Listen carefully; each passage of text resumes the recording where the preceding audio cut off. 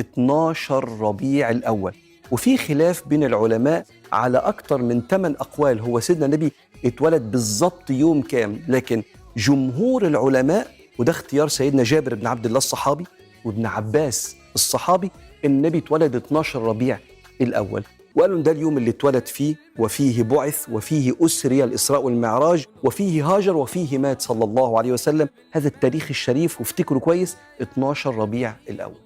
سيدة آمنة بنت وهب بتقول إن أنا لم أجد وجع في حمل سيدنا النبي، ولما خلفته في مكة بعد 50 يوم من وقعة الفيل، حادث الفيل بتاع أبرهة، وأرسل عليهم طيرا أبابيل ترميهم بحجارة من سجيل فجعلهم كعصف مأكول. بعد 50 يوم اتولد سيدنا النبي عليه الصلاة والسلام. ولما ولدته هي بتقول كده، ويحكي الإمام السيوطي هذه القصة، تقول فخرج مني نور أضاءت له السماء. وبعض الروايات وإن كان العلماء بيضعفوها إن سيدنا النبي نزل معتمد بإيده على الأرض، وكان مختونا وكان مقطوع الحبل السري، وكأنه صلى الله عليه وسلم نزل في أبهى صورة ممكن ينزل عليها إنسان صلى الله عليه وآله وسلم. فرح بيه جدا عبد المطلب وحس بمسؤوليته عنه، لأن أبوه متوفى سيدنا عبد الله لما مات في المدينة. وبعد 7 أيام من ولادة سيدنا النبي عليه الصلاة والسلام ذبح ذبايح وأكل كل مكة. فقالوا له هتسميه إيه؟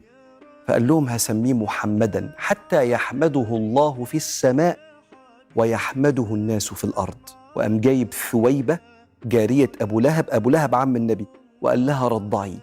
فالسيدة ثويبة رضعت سيدنا النبي، وكانت مرضعة كمان حمزة عم النبي، فصار سيدنا حمزة اللي أكبر من النبي ب2 أخو النبي في الرضاعة. ثم بدأوا يدوروا له على مرضعات من بره مكة، لأن مكة وقتها كان فيها وباء. اللهم صل وسلم على سيدنا محمد الفاتح لما أغلق والخاتم لما سبق، ناصر الحق بالحق والهادي إلى صراطك المستقيم، وعلى آله وأصحابه حق قدره ومقداره العظيم.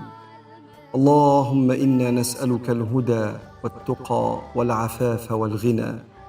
اللهم اكفنا بحلالك عن حرامك، وأغننا يا مولانا بفضلك عمن سواك. اللهم صل وسلم على سيدنا محمد الفاتح لما أغلق والخاتم لما سبق، ناصر الحق بالحق والهادي إلى صراطك المستقيم،